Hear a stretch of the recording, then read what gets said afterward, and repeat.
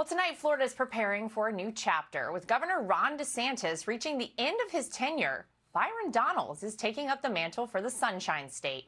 And on the heels of his primary win, Congressman Donalds presents a stark contrast to his Democrat opponent, David Jolly. Jolly claims he rejects socialism, but he's embraced the far-left policies that threaten all of Florida's progress, from critical race theory to boys and girls sports and dismantling the Second Amendment. And yet he says Republicans are the ones who are out of touch. We are leading with our values that the economy should work for everyone, government can help out a little bit, and everyone's rights should be protected and their dignity celebrated. Those are the basics in the midst of a change environment where arguably Republicans have fallen out of touch. But it's Republicans who are responsible for Florida's growth, and Byron Donalds is championing conservative values to continue that momentum. Plus, he has some new ideas all of his own. You're now actually set to face a former Republican congressman. This is David Jolly. He's now running as a Democrat. And I heard on primary night, you spoke about something that he said. I don't know if a lot of people have heard of this. He said that he wanted to apologize for Florida to the rest of the world. No, I think he's crazy. Why would we apologize for being the best state in all of America? We should not apologize for that.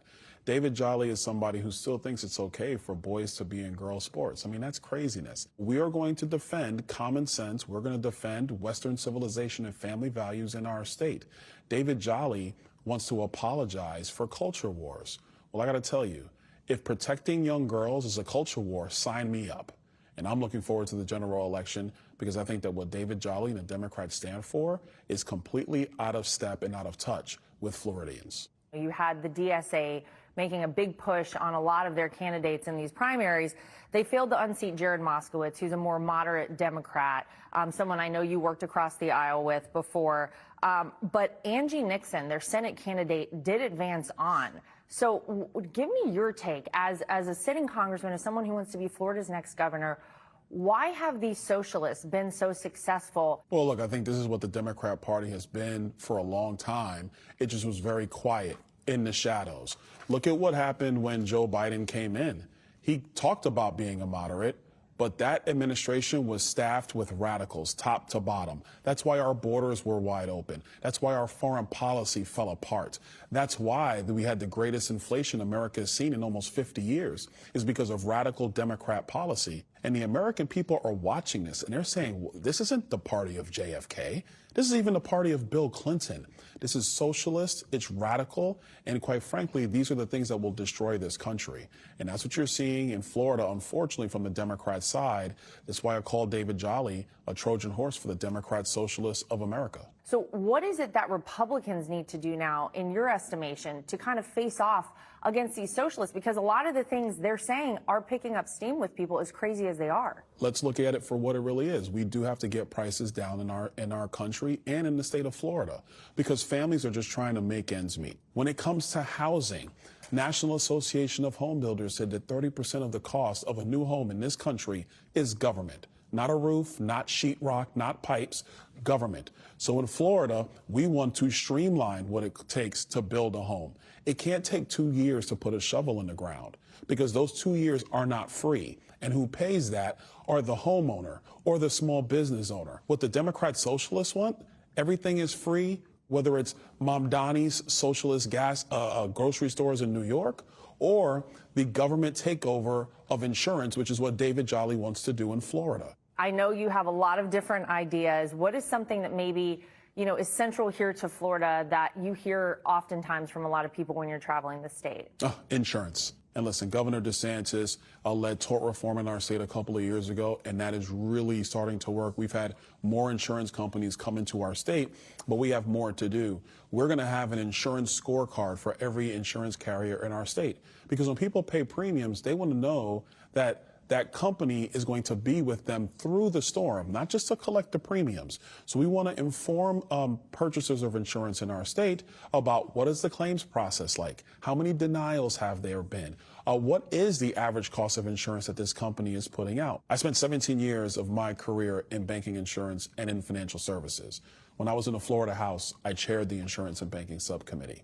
So there are changes to our catastrophe fund, other ways to adjust Florida's regulatory system where we know we can push down costs in the state of Florida for people who have to buy homeowners insurance.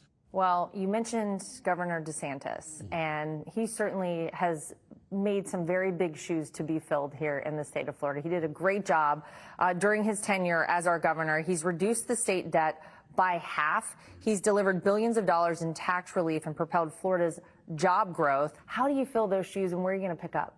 Well, first of all, the governor's done a great job, but it's about having the same philosophy, and that is a philosophy of limited government and low taxes and conservative policies that are built around common sense and built around families. I think where you take Florida from here is how do we balance the growth that's come to our state? A lot of people have come. Quite frankly, some Floridians have been frustrated with the growth. What really happens is our economy has become so efficient, but government has not. And if we're going to be able to build out the infrastructure we need, we can't take 2 to 3 years to do that. When it comes to building our economy, we have an advantage over everywhere else, and it's called Cape Canaveral, the Space Coast. We are going to lead the world in commercial space right here in Florida. And what comes with that is not just Elon and Jeff Bezos launching rockets to the moon, or quite frankly, beyond. It's about the jobs in contracting, machinists, welders, scientists, and engineers, all here in Florida, to continue to expand our economy. And that includes supporting the next generation of Floridians, too, an effort Congressman Donalds has a secret weapon to help achieve. Byron, everyone knows you, but this is maybe the powerhouse behind the campaign. Your wife, Erika, I know something that you're both passionate about is education. Erika, I know it was in your background. And Congressman, I know you have a lot of ideas about how to change education here. So maybe you can share with us your vision for the future of education here in the state. It starts with mastery. We want our kids to master math, reading, and writing by the time they graduate high school. Number two, we want to see personalized success plans for children in our state when they are in middle school. Now, their parents have to opt into this. Parents are going to always be the decision maker for their children. The last piece, Launchpad. Juniors and seniors who aren't going to the university system, let's have them partner with a company. Let's have them get real on-the-job training. And so you can hit the ground running coming right out of high school. If a kid has the auto tech skills, he can come out making $80,000 a year right after high school. They can actually become welders and make $100,000 a year. And so why wait till they graduate high school? There are companies in our state who are looking for young talent. Let's put the two together. Well, Erika, I can tell you as a mom here in the state of Florida with 2 kids in school, I love to hear the attention on education. And something that I know you both have talked about before is ensuring that parents, Congressman, as you just said, are the ones who are in charge of their child's education. They're the ones who should always have the final say. Well, it was our own experience that got us into education in the first place, where our son went to a traditional public school. They wanted him to go on medication or put him in a special classroom, and we knew that wasn't the right fit for him. So we pulled him out, put him in a private school, and he thrived after that. He was never on medication, never needed a special classroom. And then we started meeting other parents who had similar situations. So it's exciting that Florida is the leader in education freedom, putting those funds in the hands of parents so parents can make those decisions and they have the money to do so, because it shouldn't be going to the school that their child doesn't even attend. Right, absolutely. And I have to say, Congressman, what a weapon you have here. The secret weapon is your wife, Erika. How important has this been for you to do together? Well, she's not that secret anymore. I will tell you that. It's really been amazing. You know, I got to tell you, this was not something we talked about when we first got married. Not on the bingo card, never even thought of as a possibility. But God's been great to us and our family. He's shown his faithfulness. And to be able to go out on the campaign trail with Erika is truly amazing. And while the Donalds are ready for November, they're already looking even further toward the future. What else do you have in mind for the tenure of possibly Governor Byron Donalds? We're going to have to bring some smart regulations around AI. Listen, this is a big point of contention no matter where you are in America or here in Florida. There's some common sense things that we have to do. I don't think you can get a regulatory framework through Washington right now. So Florida is going to have to lead. We want to protect children. We don't want to have a child just exposed to a chat bot.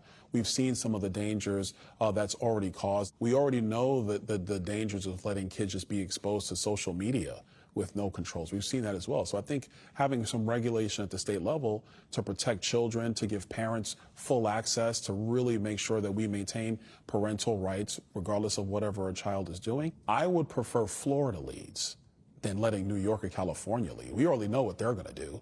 They're going to specialize in foolishness that's actually not going to be in the best interest of our economy or our people. But by Florida leading, and then you see Texas leading, that's how you actually build the policies that are going to make sure America continues to thrive. Be sure to like and subscribe for all the Fox News latest on YouTube and catch full shows streaming now on Fox One.